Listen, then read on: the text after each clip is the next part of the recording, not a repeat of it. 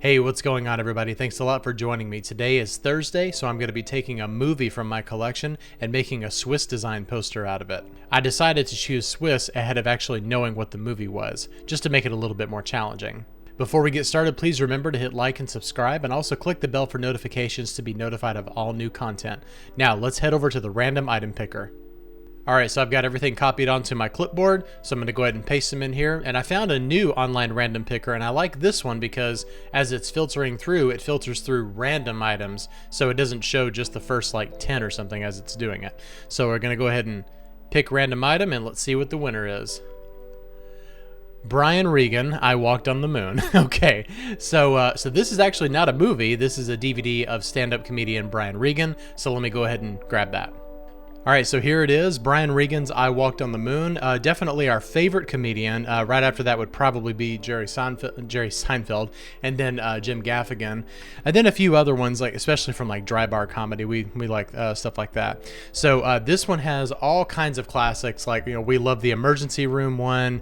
Let's see, UPS is hilarious. When he's talking about Pop-Tarts is really funny. Phones and Codes, that one is absolutely hysterical. I mean, like we're just in stitches the whole time that we're watching this. So this is fun. So the color palette of this, if you look at it, color palette, like lots of blues and whites, obviously, so it's definitely a logical color palette, and he does wear a blue shirt in there. So I think we'll probably just do some shades of blue, and then maybe just some typical complementary colors just to balance those blues out.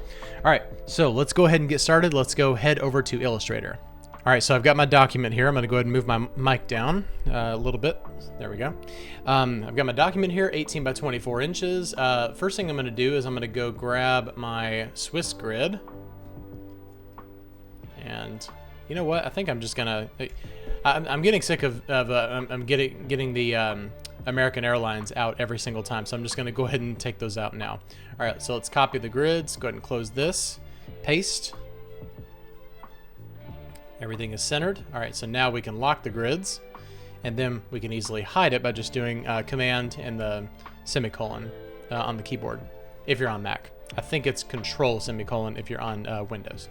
All right, so what I'd like to do now is just I'd like to go to the Swiss style color picker. If you're not familiar with this site, it's a great little site for picking out some Swiss design color swatches. And I'm just gonna draw just a few shapes. Probably, actually, I think I'm just gonna go with squares. So maybe just like 4 different colors, something like that. And I'd like to do some like various shades of blue. So we can do like a darker one right there. And then let's see, maybe like a medium tone. And we can always go in and change these if we're not too happy with it. And then something to balance it out, maybe something like, I do like this orange right here, this kind of nice electric dynamic orange that I think will balance out really well. So I think those colors look really good together. It's very typical of like a movie poster, especially like summer blockbuster movie posters. All right, so for being Swiss design, I think what I'm actually going to do, I'm not going to use the Plus Jakarta Sands with this one. I think I'm actually just going to go with Helvetica Bold. And then we'll go in with each one of these and just really make sure that we do a really good job of kerning our typography. All right, so by default, I like to set everything to optical and just kind of get everything laid down first. So let's go ahead and get his name down. I'm going to do a line left here. But the title of this is actually I Walked on the Moon. So let's get the actual title down. Let's get rid of that accent mark there. And since that is the main item, I think we'll probably make this 160 point right there. Or maybe a little bit larger, since we're going to make Brian Regan's name a little bit smaller. So maybe like 190 or possibly 210. I like to do things in multiples of 3. So like 210, or if you're gonna like go up to 240 or something like that. I think 240 is looking good for this. Let's take a look at it without our guides. And then I'm going to just kind of place it exactly where it needs to be when it comes to the grids right here. So on the grids, I like to align it visually with the lines, not where the text box says the text is. And one thing we need to do here is clean up the leading. And for Swiss design, you can usually go a little bit tighter, not too tight. You don't want to go like, you don't want to go this tight with it, but I'd say like 230 or something like that is good. And now that I'm looking at this, I think that I might do, actually I like that. So if I'm going to do that, then I'm probably going to move this down here.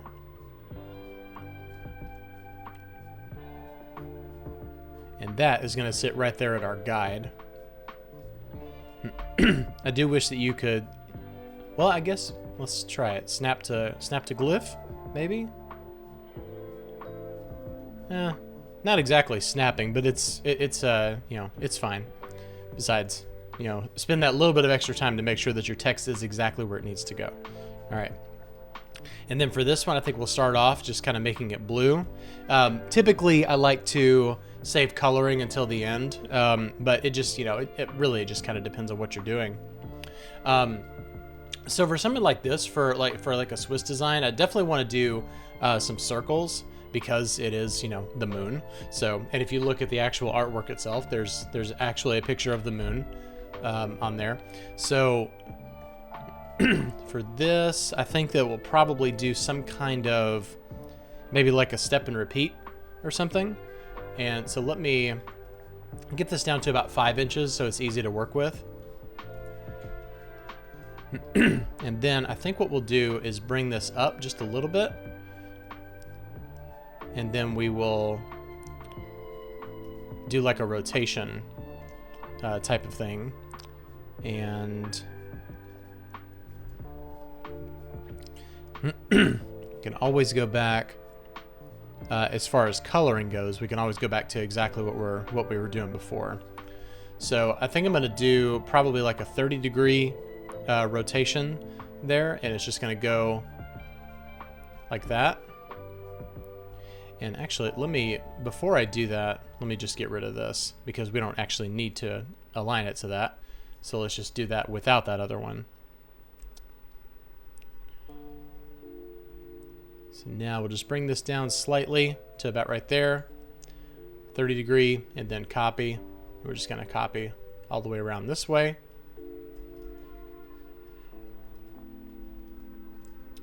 This may be a little bit, actually, I think I want to go a little bit further out than this. It's a little too close for me, so we'll probably just go all the way down to this anchor point and see what that looks like.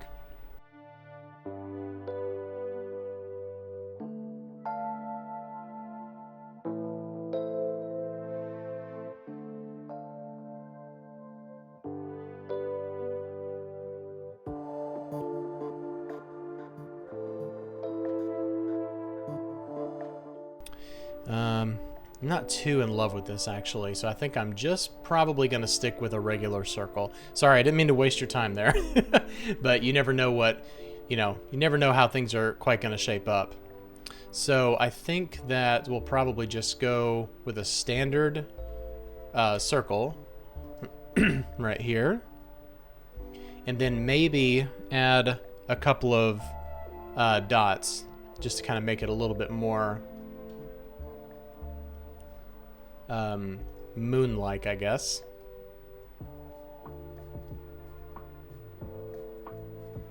I'm gonna make sure it doesn't look like a bowling ball. And that actually does kind of look like a bowling ball, so let's just kind of go maybe something like this. And then we will, what am I, French now? We will go down to about here, ½ inch, and I'm just going to use the grid to align some of these elements just to make sure that it, it's a little bit more random. We want to, Sorry, my throat for some reason, every time I record a video, my throat always gets so congested. And I don't know why. All right, so now we'll bring this up to about here, and then we'll just kind of push this down, maybe 1 inch or something like that. That is a little bit too close to the edge for me, so I think I will maybe bring it down to about there, and then we can enlarge this,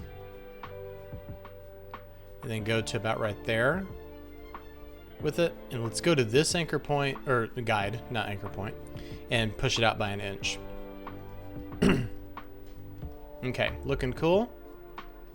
And then I think what we'll do is we'll use some kind of a blend right here, just to kind of give the color a little bit more visual interest. So let's bring this down to about right there. Blend them together.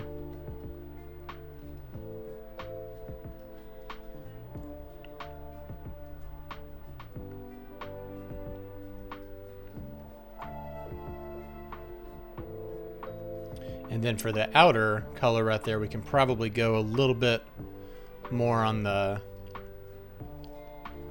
darker to medium side. There we go. Okay, so that's looking pretty cool. I do like that. So instead of just having to repeat that process, we'll just drag this over here, align it to the center, and just copy the size of this one and then paste it in after we get rid of it. Oops. There we go. And then we'll do the same thing here. And then copy this size right here.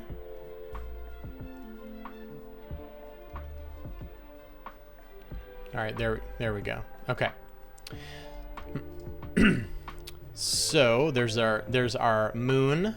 There's our title. One thing that I might do actually that I don't it doesn't necessarily tie in with the show or anything, but I'd like to do like a grid line that you can actually see, just because, and we can just put it on the back. And I'm thinking that maybe we'll go like with a nice light blue or something like that, just so you can kind of barely see it.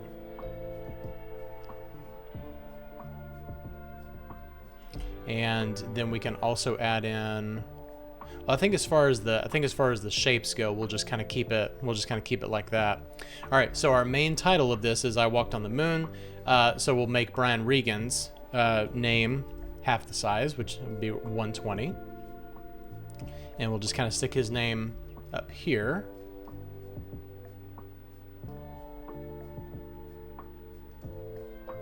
Always remember to take the time to get your text exactly on that grid.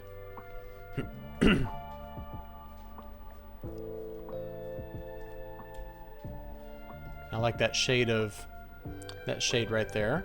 And then as far as the let's see, I think what we'll do is we'll probably move this up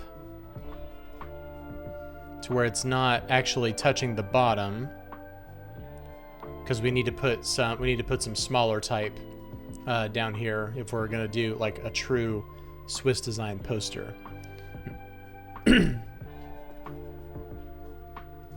And what we'll do is I'll just list out, I'll just type these out right here, and I'll speed up this portion of the video.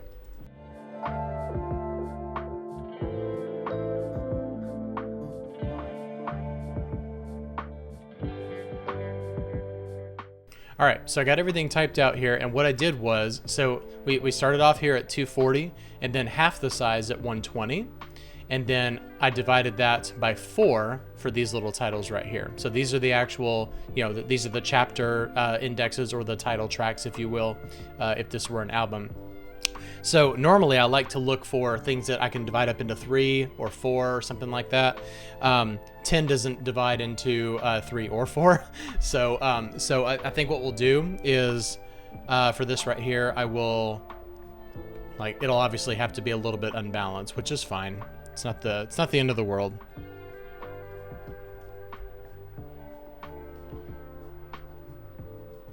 And then we'll just cut this into its own.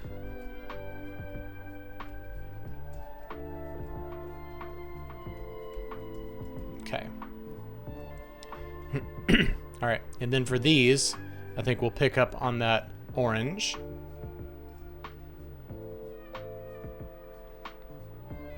And now that I'm looking at this, I think we might be able to make it even smaller, maybe like 20 point or something like that. And I actually do like the leading for this.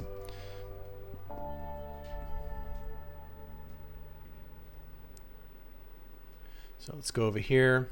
So whenever I have something like this, where like the E is lined up but the V is not, typically what I do is I align it to the very first item in the list.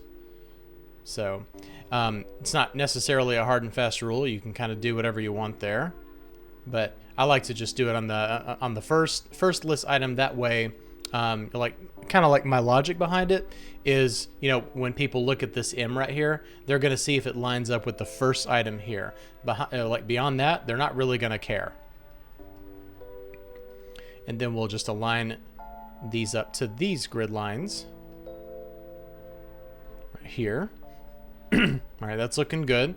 And then last thing I'll put in here is probably, you know what, I think I want to go in here and shorten these up a little bit. The text is, you know, it is kind of going outside of the grid, but that's fine actually. You can do that. You know, you can lay the grid lines down. You can break the rules a little bit, but just make sure that you don't break the rules too much. You know, you don't want things, you know, floating around. You got to know when to break the rules. All right. So there's this one here, and then I think I'm going to go here and find the release date of this. 2004. Let's see, it says December 2004. Hopefully we can find okay, it just says December 2004. We may not be able to find an actual release date.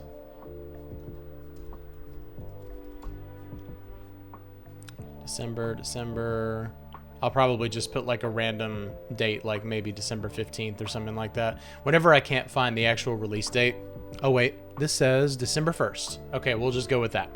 So